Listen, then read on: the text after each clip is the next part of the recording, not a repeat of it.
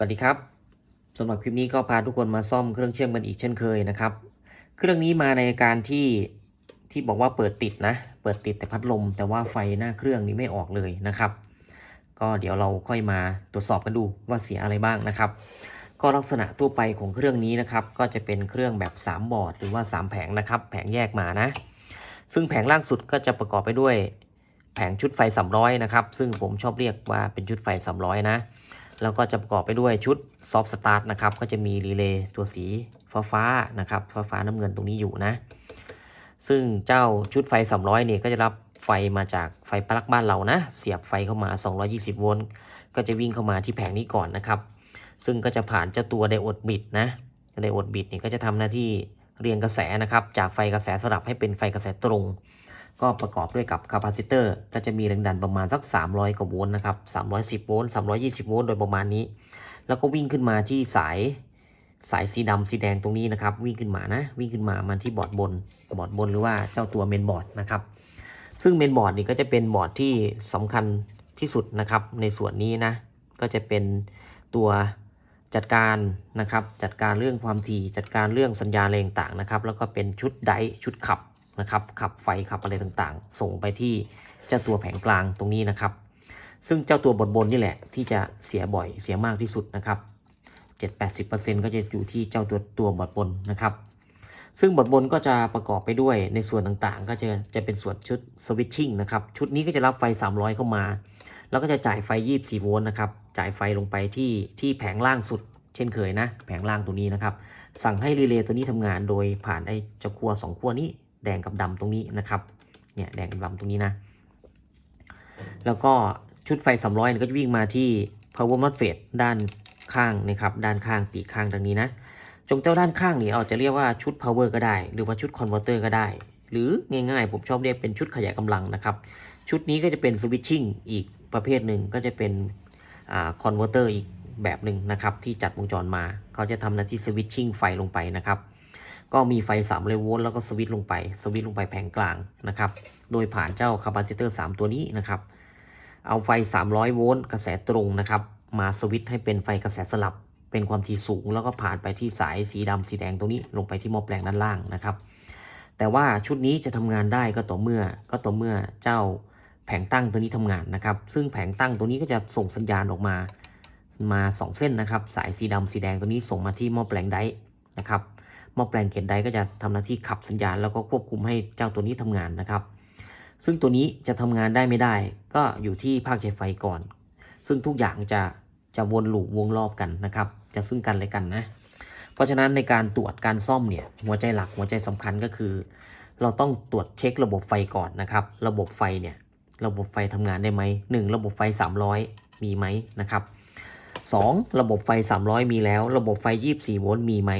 นะครับจากนั้นไฟ24โวลต์ก็จะส่งไปเลี้ยงชุดต่างๆของวงจรนะครับเพราะฉะนั้นเราต้องตรวจเช็คระบบก่อนว่ามีไฟ300มาไหมนะครับส่วนในเครื่องนี้ไฟ300มีหรือไม่มีเราไม่รู้ตอนนี้แต่ที่รู้ก็คือว่าพัดลมทำงานนะครับเราลองเปิดดูก่อนครับเปิดดูนะคราวนี้มาถึงขั้นตอนการซ่อมแล้วนะครับลองเปิดดูก่อนนะครับดูอาการก่อนจะเป็นยังไงนะลืมไปนะครับก่อนเปิดเราทำความเข้าใจก่อนเราซ้อมกันก่อนนะครับประเด็นที่1นะก่อนเปิดเนี่ยเราฟังเสียงรีเลย์ก่อนนะครับว่ารีเลย์ทำงานได้ไหม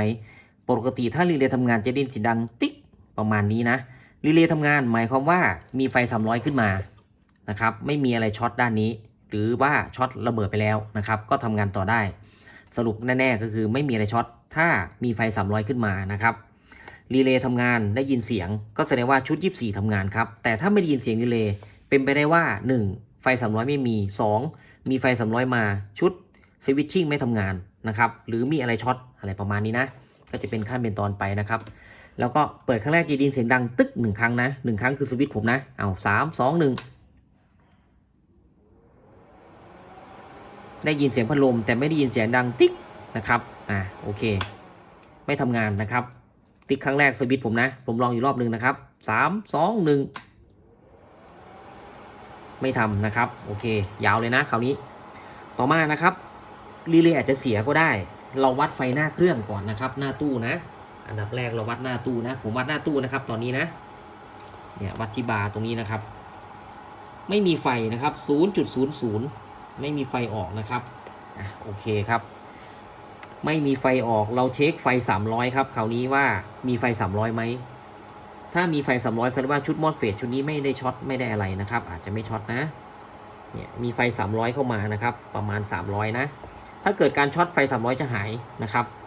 โอเคมีไฟ300แล้วสวิตชิ่งมีไฟไหมแตะไปที่หลังมอสเฟตตัวนี้ครับมอสเฟตตัวนี้ก็มีไฟ300จากนั้นตัวนี้รีเลย์ไม่ทำงานครับน่าจะไม่มีไฟนะน่าจะไม่มีไฟ24โวลต์ไม่ออก 0.3 แสดงว่าทำอยู่อาจจะทำอยู่นะครับอาจจะทำอยู่นะได้ 0.3 ปิดก่อนนะครับตอนนี้สวิตชิ่งมีความเป็นไปได้ว่าอาจจะทำงานแล้วมีอะไรช็อตครับตัวที่ช็อตได้ง่ายที่สุดก็คือชุดข้างล่างชุดบอร์ด300ครับไอชุดบอร์ด300ที่ลงไปเปิดดีเลย์ครับไดโอดอาจจะช็อตอะไรก็ได้แล้วก็ปลดโหลดออกไปก่อนนะครับลองเปิดดูอีกรอบหนึ่งครับคราวนี้3 2 1เปิดแล้วนะครับ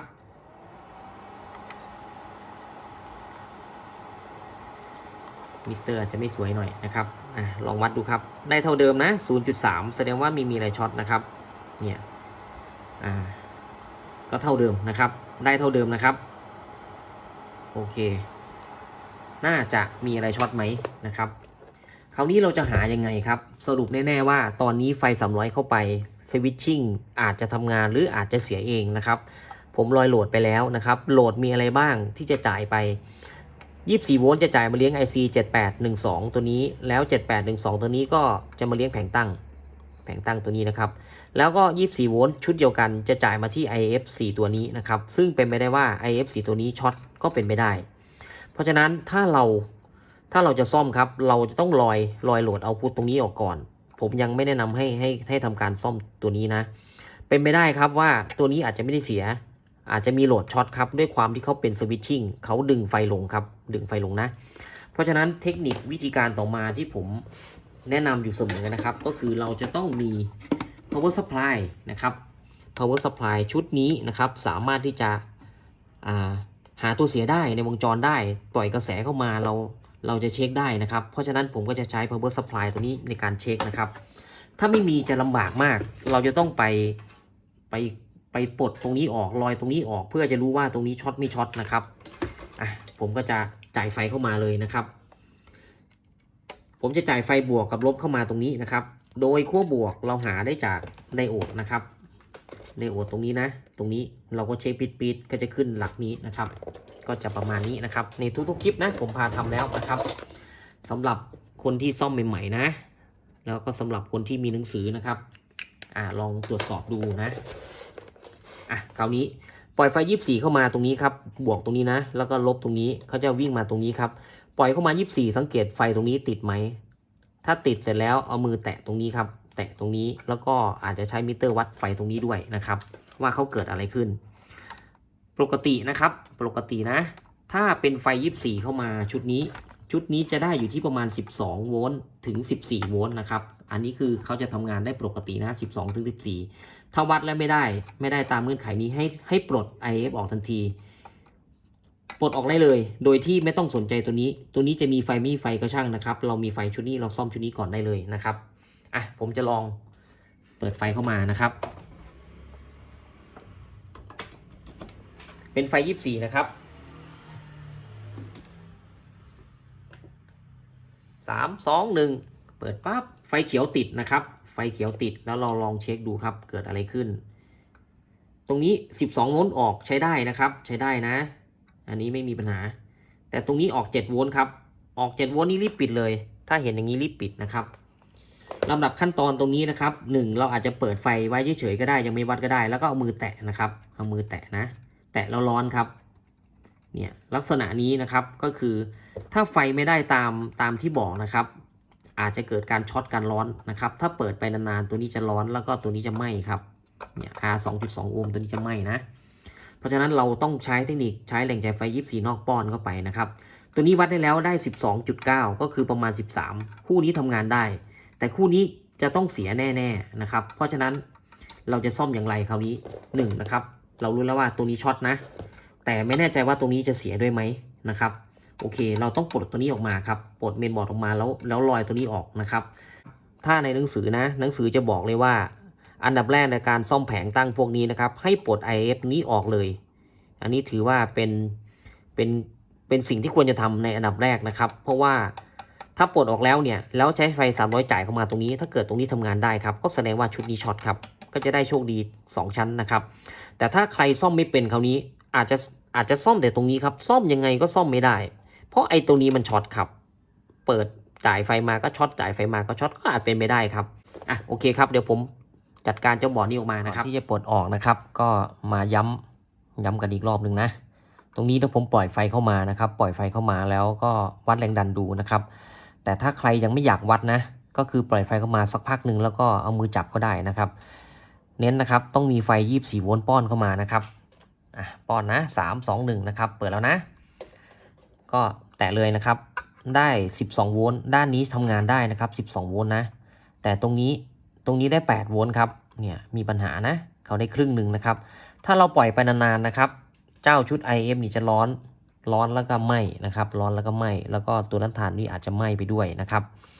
ก็จะเป็นไปได้นะครับเพราะฉะนั้นแค่นี้ก็ร้อนแล้วครับเนี่ยแค่นี้ก็ร้อนละร้อนไอตัวที่ทำงานได้ไม่ใช่ว่าไม่ร้อนนะครับก็ร้อนเหมือนกันนะร้อนด้วยกันทั้งหมดเลยเพราะฉะนั้นแกะออกเลยนะครับปัญหาของบอร์ดนี้ก็คือ1เบื้องต้นเปิดไฟแล้วเนี่ยไฟ24ไม่จ่ายนะครับตรงนี้ไฟ24ไม่จ่ายนะเพราะฉะนั้นผมจะต้องปลดตัวนี้ออกก่อนนะครับปลดตัวนี้ออกแล้วก็เราอาจจะซ่อมชุดนี้ก่อนก็ได้นะครับหรือว่ามาซ่อมชุดนี้ก่อนก็ได้ก็แล้วแต่เรานะครับแต่ว่าตอนนี้เดี๋ยวผมปลดตรงนี้ออกเจ้า IF4 ตัวนี้ออกจากนั้นก็ลอยหลักเซอร์วิสนะครับแล้วเอาไฟ300เข้ามาตรวจสอบเฉพาะสวิตชิ่งดูว่าทำงานได้ไหมนะครับแล้วแต่เราจะเลือกว่าเราจะซ่อมตรงไหนก่อนนะครับต่อกันครับคราวนี้ผมปลดหลักสวิตช์ออกเรียบร้อยแล้วนะครับแล้วก็จ่ายไฟเข้าไปที่ power MOSFET ชุดนี้นะครับให้สวิตชิ่งทำงานส่วนไฟ300ก็เอามาจากตัวของเขานั่นแหละนะครับแล้วปลดชุด300ออกเพราะว่าไม่ให้มาทำงานในส่วนของชุด power MOSFET ชุดนี้นะครับเดี๋ยวจะได้รับความเสียหายนะมันเราก็ตรวจสอบครับคราวนี้ตรงนี้โหลดเราก็ปลดออกแล้วนะครับปลดออกแล้วนะแล้วก็น่าจะไม่ช็อตตรงนี้น่าจะไม่ช็อตอะไรนะครับถ้าเปิดแล้วยังไม่มีไฟก็แสดงว่าชุดสวิตชิ่งมีปัญหานะครับเราก็จะทำการตรวจซ่อมต่อไปนะครับเปิดกันครับ3 2 1เปิดเรียบร้อยแล้วนะตอนนี้เราวัดไฟที่จุดนี้300ก็จะมีหลงเหลือมาบ้างนะครับประมาณนั้นนะจริงๆแล้วจะไม่โผล่มาเลยนะครับลองดูครับไฟ300ตรงนี้มีไหมได้300แล้วนะตรงนี้มี300นะครับวัดจุดออกครับวัดจุดออกลบกับบวกนะลบกับบวกก็ได้ 0.3 เท่าเดิมครับแสดงว่าภาคจ่ายไฟนี้เสียจริงนะครับเพราะว่าเราปลดโหลดตรงนี้ออก IC ตัวนี้ถ้าช็อตก็ไม่น่าจะดึงไฟลงไปขนาดนั้นนะครับโอเคเราก็มาเริ่มทำการซ่อมชุดนี้นะครับคราวนี้เรามาเริ่มลงมือทำการซ่อมกันนะครับก่อนจะทำการซ่อมนะเรามาศึกษาในหลักการของทฤษฎีของเขาหน่อยนึงนะครับผมก็จัดทำเป็นหนังสือออกมาเรียบร้อยแล้วนะครับเดี๋ยวดูหน่อยนะตัวนี้อาจจะเล็กหน่อยนะครับอาจจะเล็กหน่อยนะตอนนี้ปัญหาก็คือเจ้าตัว MOSFET ไม่ทำงานนะครับนี่คือ MOSFET นะตัว MOSFET ไม่ทำงานนะครับเพราะฉะนั้นสิ่งที่เราจะต้องทำการในครั้งแรกก็คือเราจะต้องลอย MOSFET ตัวนี้ออกไปก่อนนะครับเราลอยออกไปแล้วนะจากนั้นเราลอยออกไปแล้วเนี่ยเรามาวัดที่ขาเกตครับขาเกตเนี่ยจะต้องมีแรงดันประมาณสัก4 ถึง 7 โวลต์ครับที่จะทำงานนะที่ขาเกตนะครับขาเกตต้องได้ไฟเท่ากับเท่านี้นะถึงจะทำงานเพราะฉะนั้นถ้าขาเกตไม่มีไฟนะครับหลักการนะถ้าขาเกตไม่มีไฟ1เราต้องวัดตัวต้านทานที่เป็น R start ครับในวงจรนี้มีตัวเดียวแต่ว่าตัวจริงของเขาก็คือ R start ตัวนี้ครับตัวนี้กับตัวนี้นะแล้วก็จะวิ่งต่อเข้าไปที่ทรานซิสเตอร์นะครับที่ขา C ของทรานซิสเตอร์ซึ่งเราตรวจสอบดูนะครับตรงนี้คือขา C นะขา C ของทรานซิสเตอร์นะครับซึ่งตรงนี้ยังไงก็ต้องมีไฟนะครับถ้า R ไม่ขาดนะจะมี R อยู่สักกี่ตัวก็ตามนะครับอาจจะ1ตัว2ตัวอย่างนี้ก็ได้นะครับ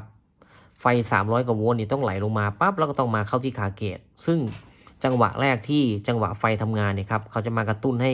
MOSFET ตัวนี้ทำงานก่อนปึ้งทำงานเสร็จนะครับทำงานเสร็จครบวงจรไปก็จะมีแรงดันพุ่งออกมาด้านนี้เล็กๆนะครับแล้วก็ย้อนกลับเข้ามา ซึ่งการย้อนกลับป้อนกลับเข้ามาตรงนี้ครับก็จะทำให้ทรานซิสเตอร์ตัวนี้นำกระแสหรือว่าทำงานอีกรอบหนึ่งนะครับจากนั้นก็จะมีคาปาซิเตอร์ช่วงพวกนี้นะครับคาปาซิเตอร์พวกนี้จะกำหนดความถี่นะครับจะกำหนดความถี่ก็จะเป็นลักษณะว่ามีเก็บประจุคายประจุเก็บประจุคายประจุอะไรประมาณนี้ครับทรานซิสเตอร์ตัวนี้ก็จะรับแรงดันไฟจากเอาต์พุตเข้ามาว่าตอนนี้เอาต์พุตเนี่ยส่งออกมากน้อยเท่าไหร่นะครับก็จะดึงไฟคาเกตตรงนี้ลงกล่าวนะครับดึงมากดึงน้อยเนี่ยก็ขึ้นอยู่กับการนะครับขึ้นอยู่กับจังหวะตรงนี้นะครับก็คือไฟแรงดันไฟป้อนกลับเข้ามาตรงนี้แล้วก็ทำงานมากน้อยก็อยู่ในจังหวะของพวกCพวกนี้ที่จะเก็บประจุคายประจุนะครับตรงนี้เขาจะทำงานวนไปวนมาตรงนี้เราเลยเรียกว่าเป็นเซลล์ออสซิเลตติ้งนะครับเพราะฉะนั้นไฟที่สำคัญที่สุดในการทำงานให้ชุดมอสเฟตตัวนี้ทำงานได้ก็คือไฟชุดสตาร์ทครับไฟชุดสตาร์ทต้องมีก่อนนะครับต้องมีมาก่อนประมาณ4-7 โวลต์ในชุดนี้นะซึ่งเป็นไปได้ว่าถ้าเกิดขาเกตไม่มีไฟนะครับถ้าขาเกตไม่มีไฟนะเป็นไปได้ว่าคือ R ขาดนะครับพวก R ตัวนี้ขาดนะแล้วก็ทรานซิสเตอร์ตัวนี้ครับมีการรั่วหรือว่าช็อตเลยดึงไฟลงกลาวไปทำให้ไฟนี้มีน้อยหรือมีต่ำมากกว่า4 โวลต์นะครับเพราะสิ่งที่เราจะต้องตรวจสอบก็คือ1ตรวจสอบ R ตรงนี้นะครับแล้วก็วัดแรงดันไฟที่ขาเกตดูว่าขาเกตมีไหมนะครับโอเคครับเรามาลงมือซ่อมกันจริงๆแล้วนะครับตอนนี้นะที่หลักเซอร์วิสมีไฟ300เข้ามานะครับแต่ว่ายังไม่ได้เปิดนะเปิดนะครับ3 2 1ตอนนี้เปิดเรียบร้อยนะครับกราวครับกราวเราก็จับเทียบกราวตรงนี้ก็ได้การจับเทียบกราวตรงนี้ก็จะบอกว่ามีตัวต้านทานที่ R ขาซอสขาดหรือเปล่านะครับก็เราสามารถเทียบได้เลยนะครับเทียบตรงนี้ก็ได้นะครับถ้าจับลงไปปั๊บเราเทียบที่ขาเดนนะครับก็จะมีไฟอยู่200 กว่าโวลต์ที่ผมบอกว่าไฟ300 กว่าโวลต์ก็เพราะว่าเราต่อผ่านหลอดอะไรประมาณนี้นะครับก็เลยได้ประมาณนี้นะไม่ต้องไปซีเรียสนะครับไฟ200 กว่าโวลต์นี้ก็ทำงานได้ละก็จะค่อยขึ้นไปนะครับหรือเราจะจับที่หลักตรงนี้ก็ได้นะครับหลักตรงนี้ก็ได้นะอันนี้ก็กราวนะครับผมเคยซ่อมอยู่บางคลิปนะจับตรงนี้แล้ววัดตรงนี้ไม่ได้ไฟนะครับก็คือเขาไม่ลงกราวเราจะจับเทียบกราวตรงนี้ก็ได้ครับเทียบกราวเข้าไปนะเนี่ยประมาณนี้นะครับสิ่งที่สำคัญก็คือที่ขาเกตครับจะต้องมีไฟอยู่4-7 โวลต์นะครับแรงดันไฟนะตอนนี้หายตอนนี้ได้ 0.1 ซึ่งไม่แปลกครับที่มอสเฟตไม่ทำงานแรงดันไม่ส่งออกไปนะครับเนี่ยแล้วเราตรวจสอบ R ตัวนี้ครับเราต้องตรวจสอบ R ตัวนี้ R ตัวนี้รับไฟสตาร์ทมาจากไดโอดตัวนี้ครับเนี่ยจากไดโอดตัวนี้นะ200 กว่าโวลต์นะครับเขาจะวิ่งเข้าที่หม้อแปลงแล้วก็ส่งออกมาแล้วอีกข้างหนึ่งก็จะมาที่ไดโอดตัวนี้ไดโอดตัวนี้ก็ส่งมาที่ R ตัวนี้ครับตัวนี้ไม่ขาดนะตัวแรกไม่ขาดตัวที่2ครับตัวที่2เราไม่รู้เราไม่รู้ว่าเขาต่อไปที่ไหนซึ่งผมไล่วงจรแล้วเขาต่อมาที่ตัวนี้ครับเขาต่อมาตัวนี้นะเนี่ยเขาต่อมาตัวนี้ซึ่งได้อยู่ที่2 โวลต์ครับ2 โวลต์นี่น้อยไป2 โวลต์นี่น้อยไปนะครับผ่านไฟ300 กว่าโวลต์นะผ่าน R ตัว2ตัวนี้มาแล้วก็มาต่อที่ตรงนี้นะครับตรงนี้ต่อไปไหนตรงนี้ก็จะต่อมาที่ขา C ทรานซิสเตอร์ตัวนี้ครับขา C ตัวนี้นะซึ่งหายไปเลยเนี่ยครับหายไปเลยตรงนี้ได้2 โวลต์นะจาก2 โวลต์นะครับข้ามมาตรงนี้ครับข้ามมาทรานซิสเตอร์ตัวนี้กับตัวนี้เขาต่อกันนะครับเนี่ยแล้วก็หายไปเลยครับแล้วขา C ทรานซิสเตอร์ตัวนี้ต่อไปไหนต่อมาที่ขาเกตตัวนี้ครับประมาณนี้นะซึ่งสิ่งที่ผมสงสัยในเบื้องต้นก็คือว่า1 R ไม่ขาดเพราะว่า R มีแรงดันไฟตรงนี้มานะครับแล้วก็วิ่งทะลุมาถึงตัวนี้ R ตัวนี้นะครับ R ตัวนี้นะก่อนเข้า R เนี่ยมีความต้านทานนะครับก็มีโวลต์ขึ้นมา2 โวลต์นะปกติตรงนี้จะได้ประมาณ4-5 โวลต์ถึง7 โวลต์แล้วแต่เขาจะจัดวงจรตรงนี้มานะครับเป็นไปได้ครับว่าตอนนี้ตัวต้านทานไม่ขาดแล้วนะครับแต่อาจจะมีทรานซิสเตอร์ชุดนี้ครับไม่ได้ทำงานนะหรือว่าเกิดรั่วเกิดช็อตขึ้นมาซึ่งตัวนี้เป็นทรานซิสเตอร์ไดครับเนี่ยประมาณนี้นะเนี่ยไม่มีไฟเลยนะครับแล้วก็ออปโตตัวนี้ปกติก็จะมีไฟถ้า R ตัวนี้มีไฟมานะครับเนี่ยก็จะหายไปเลยออปโตตัวนี้ก็จะป้อนกลับมาให้ทรานซิสเตอร์ตัวนี้ทำงานที่ขา B อีกทีหนึ่งนะครับก็หายไปหมดเลยโอเคเดี๋ยวเราดูที่ทรานซิสเตอร์ตัวนี้ครับซึ่งก่อนดูนะผมก็จะย้ำอีกรอบหนึ่งนะการซ่อมชุดวงจรเซลล์ออสซิเลตติ้งนี่ก็ค่อนข้างจะยากอยู่นะครับเพราะว่าเขาจะกำเนิดความถี่แล้วก็ผลิตความถี่ของเขาเองอยู่ตรงนี้เป็นออสซิเลตเป็นการออสซิเลตครับซึ่งจะมี C แล้วก็มี R นะครับไอ้เจ้า C ไอ้เขียวเนี่ยก็มีปัญหานะครับแต่ว่าในเบื้องต้นเลยนะในเบื้องต้นเลยตัว ตัวที่เราเขียนวงจรกันเมื่อกี้นะครับตัวที่เราเขียนวงจรกันเมื่อกี้นะเดี๋ยวผมต้องเขียนให้ดูใหม่นะครับเอาเข้าใจกันง่ายๆประมาณนี้นะตัวนี้จะเป็นหม้อแปลงมานะครับหม้อแปลงแล้วก็เข้ามาที่มอสเฟตนะผมเป็นมอสเฟตนะครับมอสเฟตนะ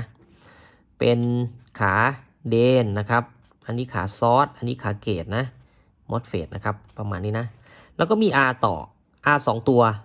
2 ตัวแล้วก็ตัวที่3ตัวที่3ต่ออย่างนี้นะครับซึ่งมีทรานซิสเตอร์อีกตัวหนึ่งต่อลักษณะนี้นะครับทรานซิสเตอร์ต่ออย่างนี้นะขา E ตรงนี้นะครับแล้วก็ลึงลงกาวไปแล้วก็ขา B นะครับ R1 R2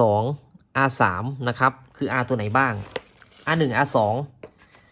R1 R2 ก็คือ R ตัวนี้ครับ R1 R2 R ตัวที่ 3 ก็คือ R ตัวนี้ครับต่อจาก R ตัวนี้ผ่านจาก R ตัวนี้ก็จะมาเข้าที่ทรานซิสเตอร์ตัวนี้เนี่ยลักษณะประมาณนี้นะครับซึ่งตอนนี้เราวัดได้ที่2โวลต์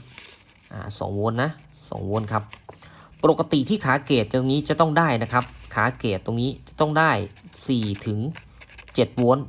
ถึงจะทำงานได้นะครับไม่ใช่สิตรงนี้ต้องขอไปนะก่อนจะเข้า R ตรงนี้เราวัดได้อยู่ที่2โวลต์2โวลต์นะครับหลังจากตรงนี้เราวัดได้ประมาณ 0.1 โวลต์ซึ่งมันหายครับหายไปไหนไม่รู้ไอ้ทรานซิสเตอร์ตัวนี้แหละที่ทำงานครับอาจจะทำงานค้างไปเลยหรือเกิดอะไรหรืออาจจะรั่วครับดึงลงกาวไปเลยครับดึงลงกาวไปเลยก็ได้ไฟตรงนี้มีตอนนี้เขาครบวงจรครับเขาทำงานครบวงจรที่กล่าวไปประมาณนี้ครับไฟก็เลยหายไปมันทรานซิสเตอร์ตัวนี้เกิดมีปัญหาครับน่าจะมีปัญหานะตรงนี้ครับเพราะฉะนั้นมีปัญหาเราลอยทรานซิสเตอร์ออกถ้าลอยออกแล้วมีไฟโผล่ขึ้นมาก็แสดงว่าทรานซิสเตอร์มีปัญหาหรือว่ามีอะไรมาสั่งให้ทรานซิสเตอร์ทำงานเราก็ต้องไปตรวจสอบที่ขา B อีกทีหนึ่งนะครับถ้าลอยออกแล้วเกิดโชคดีไปนะครับถ้าลอยออกปั๊บมีไฟขึ้นมาก็แสดงว่าทรานซิสเตอร์มีปัญหาครับโอเคครับมาต่อกันนะครับหลังจากที่ลอยทรานซิสเตอร์ออกไปแล้วนะครับมาทดลองวัดกันดูนะเปิดเลยนะครับกล้าวนะครับผมก็จิ้มไปตรงนี้ก็ได้นะครับจิ้มไปตรงนี้เลยนะกล้าวนะหรือจะใช้หลักนี้ก็ได้นะครับวัดที่ขาเกตเลยครับขาเกตได้เท่าไหร่นี่ครับขาเกตออกมา5โวลต์ครับเกิดอะไรขึ้นก็หมายความว่าทรานซิสเตอร์นะครับหรือว่าวงจรของทรานซิสเตอร์นี่มีปัญหานะ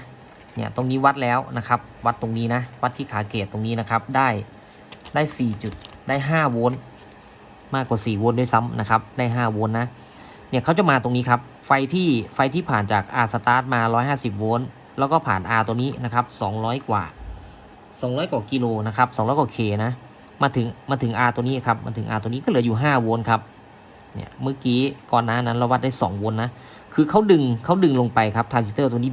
ดึงไฟลงไปแต่มีความต้านทานอยู่ก็เลยดึงไม่หมดนะครับไฟมา5โวลต์ดึงไปเหลือ2โวลต์ครับแล้วข้าม R ตัวนี้ครับข้าม R ตัวนี้ได้ได้5โวลต์ก็มาที่ขา C ตัวนี้ครับเนี่ยอันนี้คือขา C นะทรานซิสเตอร์ครับทรานซิสเตอร์ก็ใช้เบอร์8050ทรานซิสเตอร์ตัวนี้นะใช้เบอร์8050นะครับขา1ขา2ขา3เรียงเนี่ยนะ1 2 3ขา3เป็นขา C นะครับขา3เป็นขา C นะ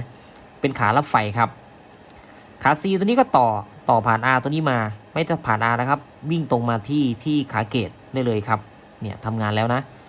ถ้าตอนนี้ใส่ power MOSFET เข้าไปทำงานครับแต่ว่าจะทำงานได้ประมาณสักไม่น่าจะถึงวินะครับก็จะตุ้มประมาณนี้นะครับเพราะว่ามีไฟป้อนเข้ามาตรงนี้โดยเต็มที่ MOSFET ก็จะทำงานตลอดครับเขาทำงานไม่ถึงไม่กี่วินาทีครับทำงานแล้วไม่ได้ออนไม่ได้ออฟอะไรต่างๆเลยเนี่ยก็จะเปิดเกจอยู่ตลอดเวลาแล้วก็ตุ้มเลยนะครับเพราะฉะนั้นทรานซิสเตอร์ตัวนี้จะมีหน้าที่ดึงครับดึงไฟลงนะจะดึงไฟลงนะครับให้ออนออฟอะไรต่างๆนะครับเพราะฉะนั้นเราก็ดูวงจรครับคราวนี้ดูวงจรนะวงจรจะเป็นตัวนี้ครับทรานซิสเตอร์ตัวนี้นะเนี่ยที่ผมเขียนมานะครับเนี่ยวงจรอาจจะแล้วแต่เขาจะจัดวงจรมามี R อยู่1 2 3นะครับมาถึง R ตัวนี้นะครับตัวนี้ได้ประมาณอยู่ที่ประมาณ 5.2 โวลต์ก็ถือว่าโอเคนะครับก่อนหน้านั้นได้เท่ากับก่อนหน้านั้นได้กับ 0.1 โวลต์นะตรงนี้ได้ 0.1 โวลต์ผ่าน R ตัวนี้นะครับได้ 0.1 เขาดึงไฟลงนะครับพอเราออยทรานซิสเตอร์ตัวนี้ออกนะครับงั้นเราไปดูทรานซิสเตอร์กันครับโอเคครับเรามาทำความรู้จักกับทรานซิสเตอร์กันนะครับทรานซิสเตอร์มี3ขานะครับแล้วก็ผมไป เขียนมานิดๆหน่อยๆนะครับอย่างไหนๆก็ได้พูดคุยกับทรานซิสเตอร์แล้วนะครับทรานซิสเตอร์เบอร์นี้ก็คือ8050นะครับอันนี้ตัวคาดว่าจะเสียนะอันนี้ตัวดีนะครับตัวใหม่ๆเลยนะทรานซิสเตอร์เบอร์นี้เป็นเบอร์8050ขาที่1นะครับขาที่1ก็คือขา E นะครับขา E ขา2ขา B ขา3ขา C ตรงนี้คือลักษณะสัญลักษณ์ของเขานะครับเป็นทรานซิสเตอร์ชนิด NPN นะครับ NPN เอาหัวออกนะแล้วตรงนี้คืออะไรครับตรงนี้เป็นรูปโครงสร้างของเขานะครับเจ้าตัวทรานซิสเตอร์เนี่ยจะประกอบไปด้วยจังชันหรือว่ารอยต่อเนื้อสารอยู่2ชนิดก็คือสารที่เป็นชนิด N type นะครับแล้วก็สารชนิดที่เป็น P type นะครับอันนี้ผมอาจจะเขียนไม่ถูกต้องเท่าไหร่นะจริงๆไอตัว P เนี่ยมันจะใหญ่กว่านะครับเพราะว่าโครงสร้างของขา C อะไรต่างๆนะครับก็ประมาณนี้นะขา B นะครับขา B เป็นชนิดบวกนะครับเป็น P type นะแล้วก็ NPN นะครับแล้วสัญลักษณ์เวลาไฟวิ่งเข้ามานะครับไฟเขาจะวิ่งเข้าที่ขา C นะครับเข้าที่ขา C เราก็จะไหลลงไปที่ขา E การที่จะไหลได้เนี่ยก็จะต้องมีแรงดันเข้ามาไบแอสนะครับหรือว่ามาป้อนที่ขา B เข้าไปนะครับไฟถึงจะไหลลงมาได้ตรงนี้ลักษณะนี้นะครับอันนี้คือทรานซิสเตอร์ชนิดนี้นะครับชนิดนี้จะเป็นชนิดที่อธิบายนี้ง่ายๆเพราะว่าลูกศรเข้าลูกศรออกตามธรรมชาติของเรานะครับประมาณนี้แล้วตรงนี้คืออะไรตรงนี้คือวงจรสมมูลนะครับบางคนอาจจะไม่คุ้นเคยนะถ้าใครไปเรียนนะครับไปเรียนแต่ปวชนะน่าจะใช่นะไปเรียนอาชีวศึกษาเนี่ย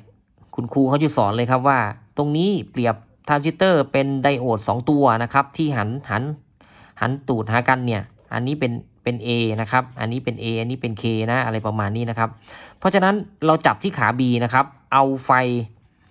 ฟบวกนะครับเอาไฟบวกมาป้อนนะเอาไฟบวกมาป้อนนะครับก็จะวัดได้ตรงนี้นะครับตรงนี้เราก็เปรียบเสมือนเป็นไดโอดตัวหนึ่งนะครับวัดขึ้นข้างไม่ขึ้นข้างเพราะฉะนั้นขา B เนี่ยจะขึ้นข้างกับไม่ขึ้นข้างนะครับลองดูครับผมก็จะใช้มิเตอร์อาจจะเอาเป็นมิเตอร์เข็มก็ได้นะครับเพราะว่ามิเตอร์เข็มจะดูง่ายที่สุดเลยนะครับเอาแบบนักเรียนปวช1กันนะครับการวัดอุปกรณ์วงจรเนี่ยเป็นสิ่งที่สำคัญมากนะครับเป็นสิ่งที่สำคัญมากเลยนะเพราะว่ามันเป็นพื้นฐานนะครับทุกวันนี้เราอาจจะ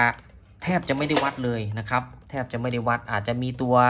วงจรจับปั๊บเสียบปั๊บแล้วก็ทำงานได้อะไรประมาณนั้นเลยนะครับมิเตอร์อาจจะสะท้อนแสงหน่อยนะครับประมาณนี้นะเพราะฉะนั้นถ้าผมเอาดำจับนะครับดำเป็นบวกนะมิเตอร์ R คูณ1ดำจะเป็นบวกนะครับถ้าเอาดำจับ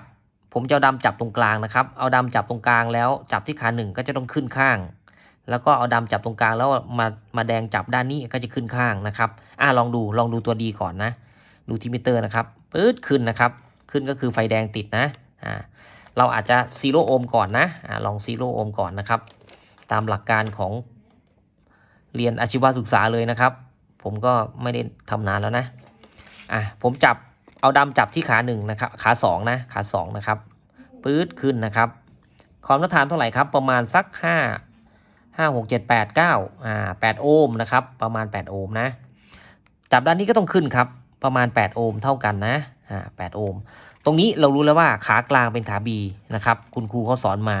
ต่อไปเราจะหาเป็นขา E ขา C ตรงนี้ผมจะยังไม่กล่าวถึงนะขาไหนเป็นขา E ขา C นะครับเราวัดเทียบกันครับตอนนี้ผมจับแล้ววัดขึ้นข้างไม่ขึ้นข้างนะครับผมจับตรงนี้ขึ้นนะผมสลับครับสลับมิเตอร์นะสลับมิเตอร์คราวนี้เอาแดงมาจับอย่างนี้จะต้องไม่ขึ้นครับถ้าขึ้นแสดงว่ารั่วนะครับ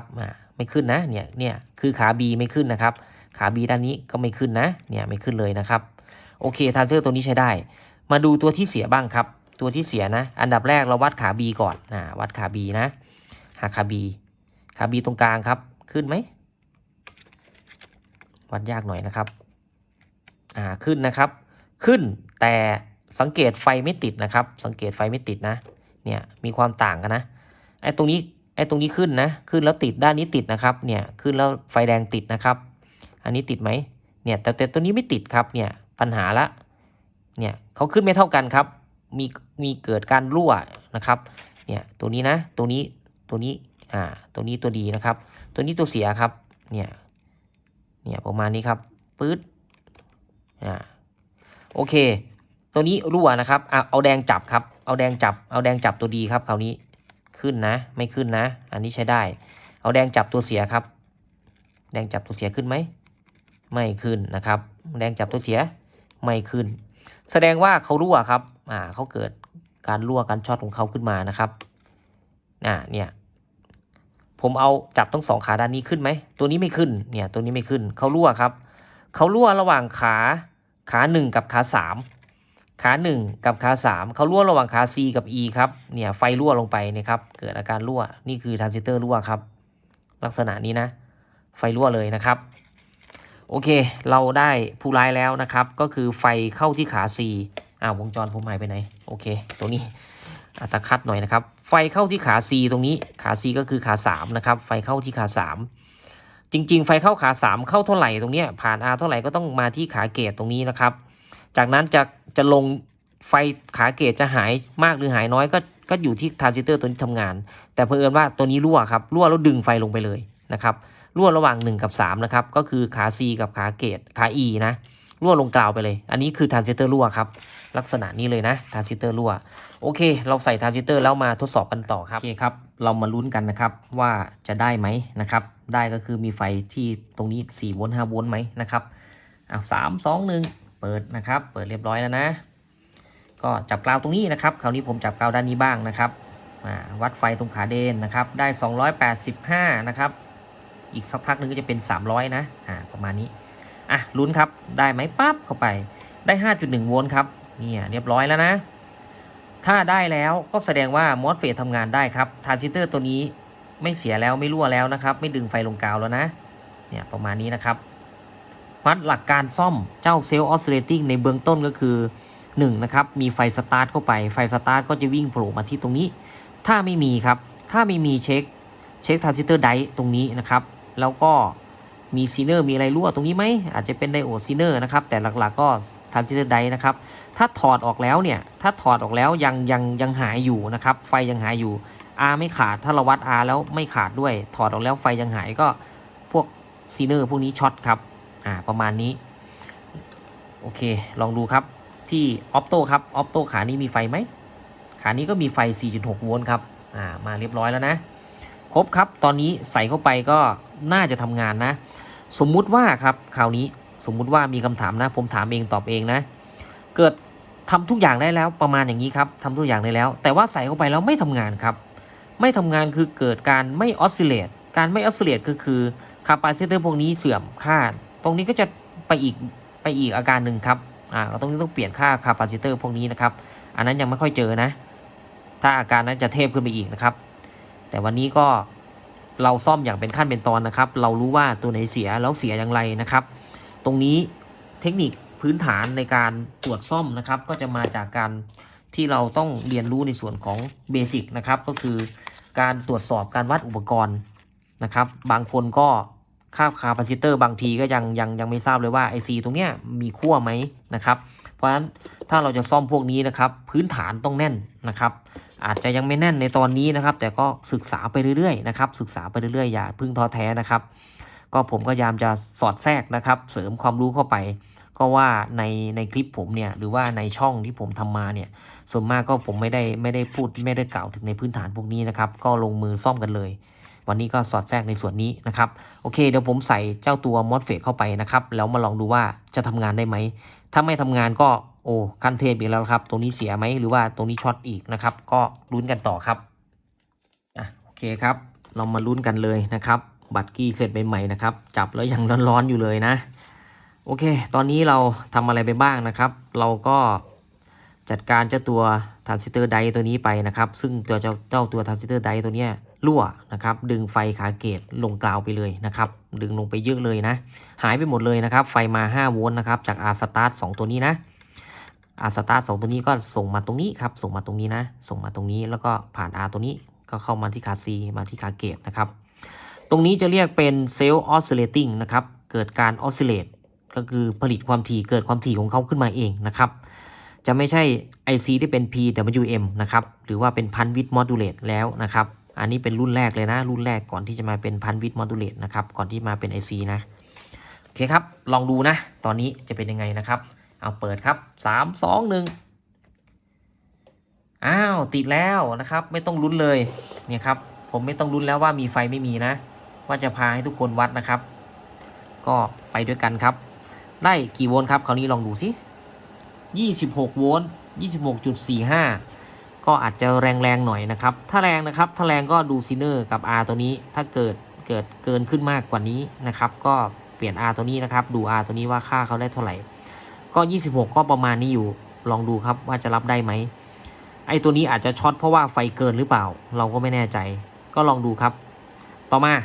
าเราก็ซ่อมต่อเลยนะแต่ว่าตอนนี้ซ่อมด้วยชุดไฟ300นี่ค่อนข้างจะน่ากลัวนะผมก็ไม่ค่อยคุ้นเคยเท่าไหร่โอเคครับเราลองดูนะปั๊บเราเช็คไฟตรงนี้จะได้ประมาณ24โวลต์นะครับ25โวลต์ตัวนี้ปาเข้าไปเกือบ27แล้วนะครับถ้าใส่ไอ้เจ้ามอสเฟตเข้าไปหรือ IM เนี่ยอาจจะร้อนก็เดี๋ยวต้องลองดูกันตรงนี้ไฟออกเท่าไหร่จุดนี้ต้องไฟออกได้20โวลต์ใช้งานได้ตรงนี้ต้องออกที่ 5.6 โวลต์ถ้าตัวไหนกิน24โวลต์ครับกินไฟ24โวลต์ต้องออกประมาณ20ตัวนี้ก็ออก20โวลต์ครับก็ใช้งานได้แล้วนะตัวนี้ออกเท่าไหร่ครับตัวนี้ออก 5.5 แผงตั้งไม่เสียนะครับเจ้าตัวแผงตั้งไม่เสียเลยนี่ครับเนี่ยแผงตั้งไม่เสียนะใช้งานได้แล้วครับแต่ทำไม IF ร้อนครับคราวนี้ก็เขาอาจจะช็อตของเขาเองนะครับอาจจะช็อตด้วยตัวนี้ไฟเกินหรือเปล่าเนี่ยไฟเกินมาหรือเปล่าเพราะว่า20เกือบ27โวลต์ครับค่อนข้างจะสูงอยู่เดี๋ยวผมลองจะตรวจเช็ค R ตัวนี้ดูครับถ้าไฟสูงนี่อาจจะ R ตัวนี้ซีเนอร์ตัวนี้มีปัญหานะครับลองดูครับมาต่อกันนะครับผมก็ติดตั้งเจ้าตัว IF เข้าไปแล้วทั้งหมด4ตัวนะครับแล้วคราวนี้เดี๋ยวเรามาลองวัดไฟกันดูนะครับว่าแรงดันนี้จะตกลงบ้างไหมนะครับถ้าแรงดันยังได้26โวลต์ไปหา27โวลต์นะครับเราก็ต้องทำการปรับเปลี่ยนเจ้าตัวซีเนอร์หรือว่าเจ้าตัว R แถวนี้นะครับเป็นชุดป้อนกลับนะเพราะว่าค่าอาจจะยืดค่าหรืออาจจะเกิดอะไรสักอย่างนะครับเราก็มาปรับเปลี่ยนตรงนี้ให้อยู่ที่ประมาณสัก25โวลต์ก็รับได้อยู่ครับ25โวลต์ไปหา26โวลต์ก็รับได้เดี๋ยวลองดูกันครับว่าจะเป็นยังไงตอนนี้ IF ติดตั้งแล้วได้แล้วนะครับก็คือแรงดัน24โวลต์ถ้าตัวนี้กิน24จะต้องออกที่ประมาณ20โวลต์ตัวนี้ไม่ได้กิน24ก็อยู่ประมาณสัก 5.6 โวลต์นะครับก็ได้ตามนี้แล้วนะก็โอเคนะครับคราวนี้ก็ป้อนไฟ300เข้ามาครับชุดไฟ300อยู่ตรงหลักตรงกลางตรงนี้นะครับเจ้าเซอร์วิสตรงนี้นะแล้วก็ลบครับก็ใช้ไฟบวกไฟลบ300โวลต์จากบอร์ดของเขาแหละนะครับโอเคครับก็ป้อนไฟเข้าไปแล้วเกิดไฟตกลงนะครับเกิดไฟตกลงก็อาจจะจ่ายโหลดมากเกินหน่อยอะไรประมาณนี้ครับพอไม่มีโหลดเนี่ยไฟก็เลยเกินนิดๆนะครับแต่ตอนนี้มีแล้วจะเป็นยังไงลองดูครับถ้ายังสูงอยู่ก็ต้องปรับนะครับคราวนี้เอา3 2 1เปิดแล้วนะครับเปิดแล้วนะเขียวแล้วนะครับเราก็วัดไฟบวกกับลบตรงนี้เลยนะครับตรงนี้นะอยู่ที่ 25.70 ก็โอเคครับรับได้อยู่ 25.70 นะก็ประมาณนี้ครับสุดๆก็26โวลต์26โวลต์ก็รับได้อยู่ที่หลัง IF ครับหลัง IF นี่จะออก14โวลต์นะครับ12 ถึง 14โวลต์เลยนะก็เต็มเพดานแล้วเพราะว่าแรงดันไฟเข้ามาอินพุตเนี่ยเข้ามาสูงครับเนี่ยตรงนี้เข้ามาสูงนะก็ยังไม่ได้จ่ายไปที่ตัวแผงล่างด้วยนะครับอาจจะตกลงอีกนิดนึงอาจจะอยู่สักประมาณ25หน่อยๆนะครับก็โอเคพอรับได้นะครับแต่นานไปนี่อาจจะเกินไหมไม่แน่ใจในส่วนนี้นะก็เดี๋ยวเราลองไปประกอบบอร์ดทั้งหมดแล้วครับคราวนี้น่าจะใช้ได้แล้วนะครับก็เดี๋ยวอีกนิดนึงคราวนี้เราก็วัดสัญญาณไดตรงนี้ครับสัญญาณไดเราก็วัดเลยคือปกติตรงนี้ยังไม่ได้ช็อตอะไรมาก็น่าจะไม่มีปัญหาอะไรนะครับลองดูวัดสัญญาณไดนะได้ไหมถ้าได้จะอยู่ที่ประมาณสัก 2.4 2.4 2.7 2.5 แล้วแต่เขาครับยังไงก็ได้เราดูสิได้ 2.6 เท่ากันก็ถ้าวัดก็ต้องวัดได้เท่ากันทุกข้างครับเราก็จะไม่มีปัญหาอะไรเนี่ยลองดูนะนี่นะครับวัดได้ไหมแรงดันได้เท่าไหร่2.4 2.5 ก็โอเคครับใช้งานได้ไม่มีอะไรช็อตอะไรเบิดมาลองดูด้านนี้ได้ไหมถ้าตัวไหนไม่ได้มีปัญหาเราก็ซ่อมอีกครับคราวนี้ โอเคน่าจะใช้งานได้นะครับคราวนี้เราก็จะปล่อยไฟเข้ามานะครับปล่อยไฟเข้ามาแต่เราลองนอกบอร์ดกันก่อนนะครับเดี๋ยวเราทดลองนอกบอร์ดกันก่อนผมจะปล่อยไฟ24โวลต์ตัวนี้เข้ามาแล้วก็ปล่อยไฟตรงนี้เป็น120โวลต์นะครับลองดูครับจะเป็นยังไงนะโอเคครับเรามาทดลองกันดูนะครับเพื่อเป็นหลักในความปลอดภัยแล้วนะแล้วก็เซฟอุปกรณ์ของเราด้วยนะครับตัวนี้ผมจะจ่ายไฟ300โวลต์ที่มาจากชุดจริงของเขานะครับจ่ายเข้าที่สวิตชิ่งให้สวิตชิ่งเขาทำงานเอาไฟ24เข้ามาตรงนี้นะครับส่วนจากนั้นผมก็จะเอาไฟ120โวลต์จากชุดนี้นะครับชุดนี้นะ DC to DC ของผมเนี่ยจะบูตคอนเวอร์เตอร์เนี่ยจ่ายมาที่ชุด Power MOSFET ชุดนี้ครับก็จะให้เขาทำงานนะครับถ้าชุดนี้เกิดช็อตขึ้นมานี่ตัวนี้ก็จะตัดนะครับก็จะตัดการทำงานไปเราลองเปิดดูก่อนนะครับเปิดทีละชุดเปิดชุดนี้ก่อนถ้าเปิดติดหน้าจออย่างนี้แสดงว่าไม่มีอะไรช็อตครับชุดนี้ไม่ได้ช็อตอะไรนะเราก็ปิดไปก่อนปิดไปก่อนนะครับปิดไปได้เลยนะต่อมานี่ผมก็จะเปิดชุดนี้นะครับ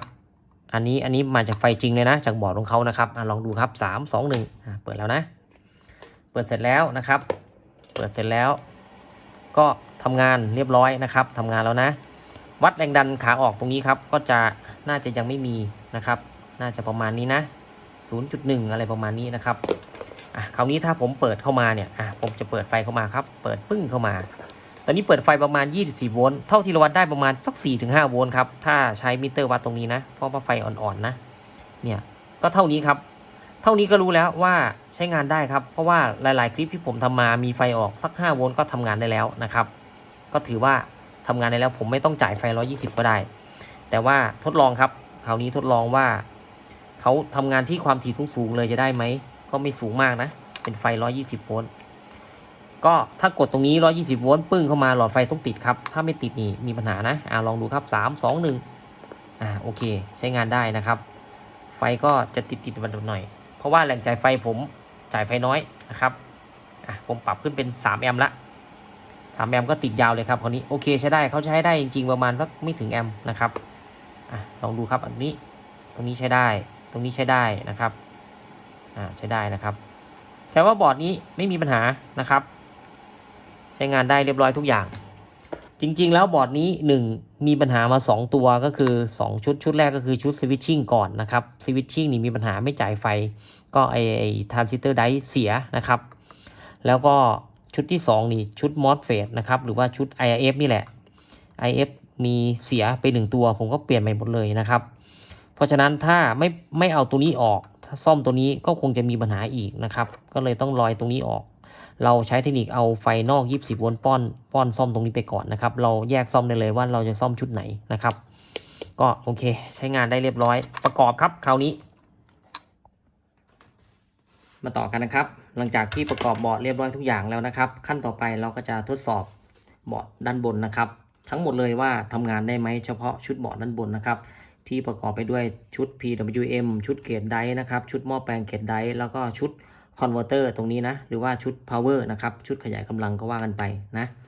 แต่ว่าเราจะยังไม่ต่อชุดหม้อแปลงเอาพุตตรงนี้ออกไปนะครับตรงนี้จะเรียกว่าเป็นชุดหม้อแปลงเอาพุตเพราะว่าจะลงมาที่แผงกลางตรงนี้นะครับก็จะมีหม้อแปลงความถี่สูงนะครับแล้วก็มีไดโอดนะครับไดโอด power ไดโอดนะส่งออกไปหน้าเครื่องนะครับซึ่งก่อนที่เราจะทดสอบในส่วนนี้นะครับเราควรจะทำการทดสอบในส่วนของรีเลย์ตรงนี้ก่อนนะครับรีเลย์ตรงนี้จะต่อลงมาที่ชุดนี้นะครับเราก็ทดสอบรีเลย์ได้เลยนะครับเราก็ปลดออกก่อนนะอันนี้ผมทดสอบให้ดูนะลองฟังเสียงรีเลย์นะครับเราก็ต่อไฟเข้าไปเลยนะครับไฟ24นะตรงนี้เป็นขั้วลบนะครับแล้วก็ตรงแดงเป็นขั้วบวกต่อให้ถูกขั้วด้วยนะครับไม่งั้นจะมีปัญหาในเรื่องของวงจรนะเราใช้ไฟ24โวลต์ป้อนนะครับป้อนแล้วฟังเสียงนะครับ3 2 1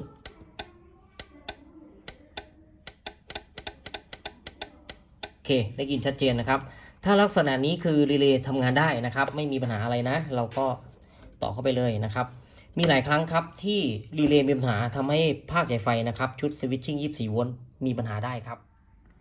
หลังจากที่ทดสอบรีเลย์เรียบร้อยแล้วนะครับเราก็จะทดสอบแผงบนกันแล้วนะคราวนี้ตัวนี้คือหลอดไฟ220โวลต์นะครับชนิดไส้นะเราก็จำตรงนี้เลยนะครับจำตรงนี้เลยนะตรงนี้จะเป็นคอมมอนนะ เนี่ยคอมมอนนะครับสีดำตรงนี้จะเป็นคอมมอนเราลองวัดดูก็ได้นะครับเขาจะขึ้นด้วยกันทั้ง3เลยปี๊ดทั้ง3แต่ตัวนี้จะหลักนี้นะครับจากคาร์เพนเตอร์ตัวนี้กับตัวนี้กับตัวนี้นะครับเราจะทดสอบทีละหลักนะอ่ะต่อไฟเข้าไปครับ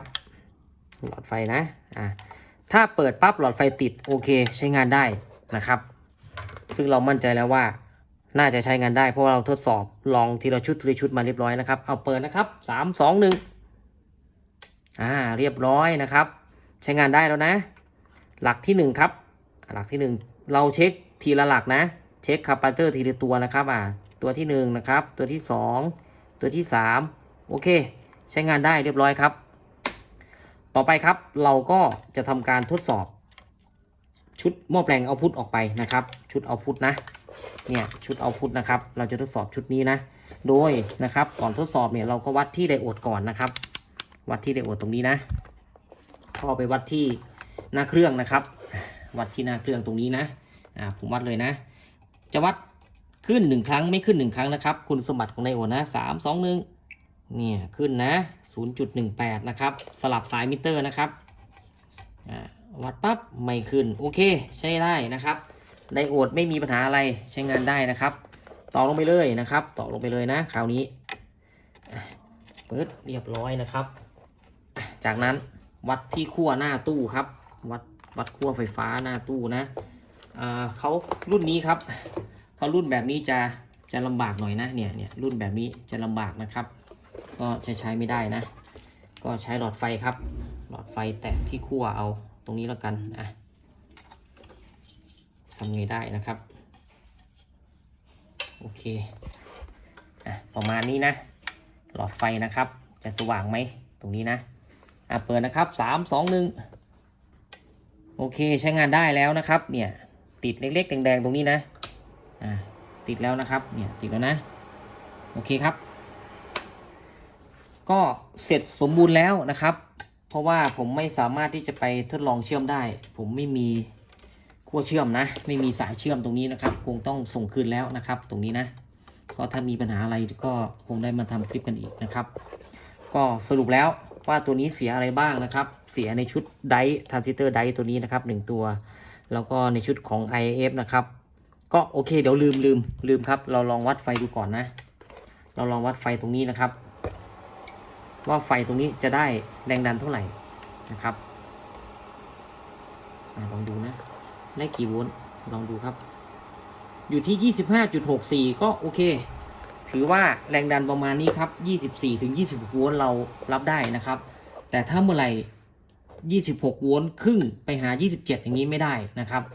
IF จะร้อนเกินไปนะครับก็จะไม่อายุจะไม่ยืดนะครับถ้าอยู่ได้สัก24ครึ่งไปหา25ก็กำลังดีเลยนะครับอันนี้25หน่อย25ครึ่งประมาณนั้นนะโอเคครับสำหรับคลิปนี้ก็ต้องขอบคุณทุกท่านนะครับสวัสดีครับ